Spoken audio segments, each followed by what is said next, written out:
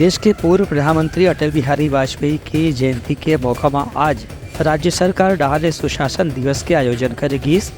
ये मौका में मुख्य कार्यक्रम अभनपुर विकास खंड के बेंद्री गांव में हुई, जहां मुख्यमंत्री विष्णुदेव साय प्रदेश भर के 12 लाख से ज़्यादा किसान मन के खाता में करीब 3700 करोड़ रुपए ऑनलाइन तरीका से जमा कराई। इब्राहिम मुख्यमंत्री अगेन की भाजपा सरकार के घोषणा पत्र में चुनाव के पहले वादा करेगी रही से कि जैसे ही हमारी सरकार बनी तो किसान मन ला वर्ष 2017 और 18 के बकाया बोनस राशि के रूप में 3716 करोड़ रुपए के भुगतान करे जाही।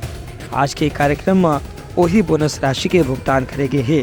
बाइट एक कार्यक्रम में उप मुख्यमंत्री अरुजय शर्मा कार्यक्रम की अध्यक्षता करीन।